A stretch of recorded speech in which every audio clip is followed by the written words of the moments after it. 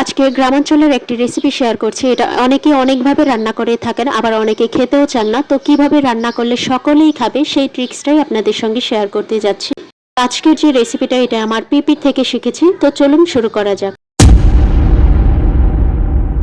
আসসালামু আলাইকুম, hello viewers, কেমন আছেন সবাই? আশা করি অনেক ভালো। তো আরও একটি ছোট্ট রেসিপির ব্লগ শেয়ার করতে যাচ্ছি। আশা করি সকলেরই ভালো লাগবে। তো ভালো লাগলে অবশ্যই চ্যানেলটি সাপোর্ট করে পাশের বেল আইকনটি ক্লিক করে দেবেন নতুন সব ভিডিও দেখার জন্য, এবং লাইক কমেন্ট শেয়ার করে পাশে থাকবেন। আজকে যে রেসিপিটি শেয়ার করছি সেটা হচ্ছে খুদের চাল দিয়ে ভুনা খিচুড়ি। তো এখানে আপনারা চাইলে বিভিন্ন ধরনের সবজিও ব্যবহার করতে পারেন। তো আমি খুবই সিম্পলভাবে এটা করেই দেখাচ্ছি। যেভাবে আমি পিপির থেকে শিখেছি ঠিক সেভাবে আপনাদের সঙ্গে শেয়ার করছি। খুব সিম্পল ভাবে তৈরি করে দেখাবো, এবং বাসায় থাকা উপকরণ দিয়ে আপনারা এটা খুব সহজেই করে নিতে পারবেন। তো এখানে আলু আর পেঁয়াজ কুচি করে কেটে নিয়েছি। যেহেতু খিচুড়ি রান্না করব, তো ডাল না দিলে তো একদমই হবে না। তো এখানে মুগ ডাল আর মসুর ডাল ব্যবহার করছি। আপনারা চাইলে আপনাদের পছন্দ মতো খিচুড়িতে যে যে ডাল ব্যবহার করেন সবকিছুই ব্যবহার করতে পারেন। তবে ডাল ছাড়াও অনেকে করে থাকেন, তবে ডালটা দিলে মনে হয় যে টেস্টটা একটু বেড়ে যায়। আপনারা এভাবে ট্রাই করে দেখবেন। তো পরিমাণ মতো তেল দিয়ে পেঁয়াজগুলো ফ্রাই করে নিচ্ছি।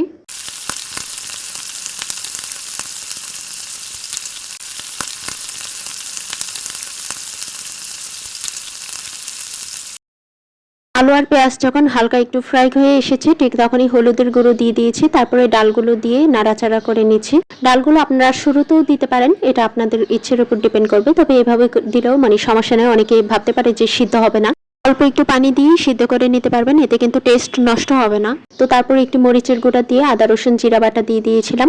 তো আদা রসুন জিরা দেওয়ার পর কিন্তু ফ্লেমটা একটু কমিয়ে হালকা একটু ফ্রাই করে নিয়ে তারপর একটু পানি দিতে হবে, যেন মশলাগুলো পুড়ে না যায়। একটা স্পেশাল মশলা ব্যবহার করব যেন এটার ফ্লেভারটা আরো দ্বিগুণ বেড়ে যায়। তো সেটা দেখতে হলে অবশ্যই ভিডিওটা কন্টিনিউ করতে হবে। ডালগুলো যেন সেদ্ধ হয় তাই জন্য 1 কাপ পরিমাণ মতো পানি ব্যবহার করেছি, কুসুম গরম পানি। তো এবার ঢাকনা দিয়ে ঢেকে কিছুক্ষণ রান্না করব। ভিডিওটা যতটা মনে হচ্ছে যে খুব বেশি বড় হতে পারে বা অনেকক্ষণ ধরে রান্না করতে হয়েছে, কিন্তু তা নয়। এটা ম্যাক্সিমাম টাইম 35 মিনিটের মতো লেগেছে এই রান্নাটা করতে। তো এবার চালগুলো দিয়ে দিয়েছি। এগুলো হচ্ছে খুদের চাল। তো অনেকে পোলাও চালও মনে করতে পারেন, আসলে না, এই খুদের চাল দিয়ে কিন্তু অসাধারণ একটা রেসিপি হয় এটা। এটার টেস্ট যে এতটাই অসাধারণ আমি আসলে আপনাদেরকে ভিডিওটা বলে বোঝাতে পারবো না। বা এটা যদি টেস্ট এত না হতো আমি আপনাদের সঙ্গে ভিডিওটাই শেয়ার করতাম না, সত্যি বলতে। পরিমাণ মতো পানি দিয়ে দিয়েছি আর স্পেশাল মশলা ব্যবহার করছি। আপনার স্ক্রিনে নাম দেখতে পাচ্ছেন। তো এটা আপনারা বিরিয়ানিতেও ব্যবহার করতে পারবেন, খুব অসাধারণ একটা ফ্লেভার হয়। তো স্ক্রিনে যে মশলাগুলোর নাম দেওয়া আছে সেগুলো আপনারা হালকা করে একটু টেলে নেবেন, তারপর ব্লেন্ড করে বা পাটায় বেটে নেবেন।